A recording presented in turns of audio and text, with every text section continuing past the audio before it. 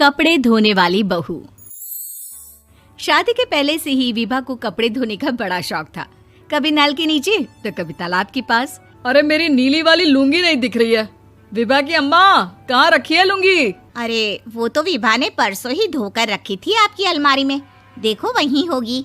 वो ना मैंने आज धो दी, मुझे लगा कि गंदी हो गई होगी। अरे कैसे गंदी हो गई थी? उसे तो मैंने पहना भी नहीं। हे भगवान, इस लड़की के कपड़े धोने की आदत से परेशान हो गया हूँ मैं। जितना तो घर में राशन नहीं आता, उससे कहीं ज्यादा डिटर्जेंट पाउडर का खर्चा है। इसकी शादी करवा दो, शादी जाए अपने घर में ही करे काम, फिर चाहे घर के कपड़े धोने हो या पूरे गांव के। हाँ ठीक बोल रही हूँ, देखता हूँ मैं कोई लड़का। वो दिन भी आ जाता है जब विभा को देखने लड़के वाले आ जाते हैं। लड़की मुझे अच्छी लगी। होने वाली सास कहती है, बेटी अगर कुछ पूछना है तो पूछ लो। वैसे तो हमारी लड़की बहुत ही शर्मीली है, जो बोल दो वो मान लेती है, इसे क्या पूछना होगा। अरे कैसी बात कर रही हो माँ, मुझे इन लोगों के घर रहना है, सवाल तो कई है। हाँ हाँ बेटा, पूछ लो ना, क्या पूछना है। आप लोगों के घर कपड़े कौन धोता है? सास का मुंह बन जाता है। देखो, अगर तुम ये कहना चाहती हो कि तुम्हें कपड़े धोने नहीं आते तो सुन लो, कपड़े मैं ही धोती हूँ, लेकिन तुम्हारे आ जाने के बाद मैं रुमाल तक नहीं धोऊंगी। अरे चुप रहना भाग्यवान, बहू बेचारी घर आई नहीं, उसे डराना शुरू कर दिया। वो क्या है ना बिटिया, अभी तक तो ये कल्लू की माँ ही धोती थी, लेकिन अब तुम्हारे पापा तो दहेज में वॉशिंग मशीन देंगे ही। तभी विभा की माँ बोल पड़ती है, सवाल भी पूछा तो क्या। वैसे भाई साहब, मशीन की तो फिर भी कपड़े धोने की कैपेसिटी होती है। मतलब जो बिटिया दे रहे हैं ना विभा, इसे कपड़े धोने का बहुत शौक है। ये आप लोगों के क्या, आस पड़ोस गांव मोहल्ले सबके कपड़े धो दे और उफ तक ना करे। बाहर देखा नहीं आपने कितने कपड़े सूख रहे हैं? सब हमारी बिटिया ने ही तो धोए हैं। बस भी करो ना माँ, शर्म आ रही इतनी तारीफ सुनकर। और तो और एक दाग निकाल कर दिखाओ तो मान जाऊं। हाँ अच्छा, माफ करना बेटा, मैंने गलत समझा। हमें तो रिश्ता बहुत पसंद है। और ऐसे जुड़ जाता है रिश्ता कपड़े धोने का शौक रखने वाली विभा का। उसकी शादी हो जाती है कोयला फैक्ट्री में काम करने वाले कल्लू के साथ। शादी के बाद अचानक विभा चिल्लाती हुई सास के पास आती है। सासू माँ, अरे सासू माँ कहाँ है आप? ये तो धोखा है, धोखा दिया आप लोगों ने मुझे। इसे ससुर के चक्कर के बारे में पता चल गया। अरे तो उसमें तुझे क्यों धोखा मिला है? अरे नल में पानी नहीं आता, कपड़े कैसे कब धुलेंगे? अच्छा, तू पानी नहीं आ रहा उसकी बात कर रही है। तो आपने क्या सोचा? कुछ नहीं। अच्छा, तेरी माँ ने कहा था कि कपड़े धोने का शौक है तुझे, याद आया मुझे। शौक बोलकर कपड़े धोने वाले मेरे जुनून को कम ना आके सासू माँ, कपड़ा धोना मेरा गुरूर है। तभी पति भी वहाँ आ जाता है। अभी मैंने इसे सनी देओल की फिल्म दिखाई है, उसी के डायलॉग मार रही है माँ। अच्छा सुन, साफ साफ बता रही हूँ, पानी सुबह 4 से 6 और शाम को 10 से 12 आता है, समझी?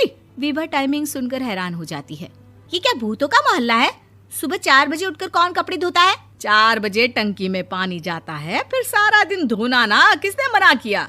अरे कैसी बात कर रही हैं? 200 लीटर की टंकी में कितने कपड़े धो लूंगी मैं? सुबह ही उठ जाऊंगी मैं। अब क्या था, विभा सुबह 4 से लेकर रात के 12 बजे तक कपड़े ही धोती रहती। एक रोज सास पड़ोस से निकलकर कहीं जा रही होती है कि साथ वाली कहती है, हाँ कल्लू की माँ, जरा ये बताओ कि 2 साड़ी है, 2 ब्लाउज और एक पेटीकोट और एक नाड़े वाला लंबा कच्छा।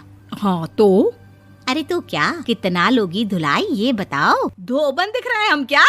हमारे पति सरकारी नौकरी से अभी रिटायर हुए हैं और बेटा सुपरवाइजर है कोयला फैक्ट्री में। धोबन समझ रखा है हमें? हाय रे कल्लू की अम्मा, माफ कर दो, वो तो मोहल्ले में यही सब बता रहे थे कि तुमने बहू को कपड़ा धुलवाने के काम में लगा दिया है। सास को पड़ोसन की बात सुनकर गुस्सा आ जाता है। वो घर पहुंचती है जहां घर के बाहर ही इतने सारे कपड़े सूख रहे होते हैं जितने कि किसी धोबन के घर पर। अरे ओ कल्लू की दुल्हन, बाहर निकल। माँ जी यहीं आ जाओ, बाथरूम में चादर धो रहे हैं हम। अरे अभी हम धोते हैं, तुमको बाहर निकलो। ये आस पड़ोस वाले बोल रहे हैं कि हम बहू से कपड़े धुलवा कर उसे कपड़ा धोने वाली बना दिए हैं। अरे छोड़ो ना माँ जी, किन लोगों की बातों में आती हो? आस पास के लोगों का तो काम ही होता है कि वो किसी तरह सास बहू को लड़ा दे। बहू सारे घर के कपड़े धोती है, ये क्या कम है? बोलिए। सास को भी लग जाता है कि वो बहू का ये सनकीपन नहीं छुड़वा सकती, इससे अच्छा है कि खुद ही चुप हो जाए।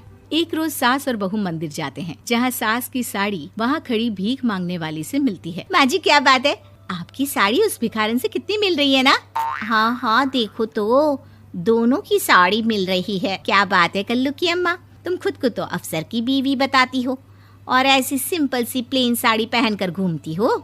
सिंपल और प्लेन नहीं है ये साड़ी। तो क्या सोने के धागे से फूल बने हैं? कुछ भी सासू माँ, कुछ भी। हाँ, बने थे इस साड़ी में सोने के धागे से फूल। मेरे पति लेकर आए थे मद्रास से स्पेशली मेरे लिए 10,000 की।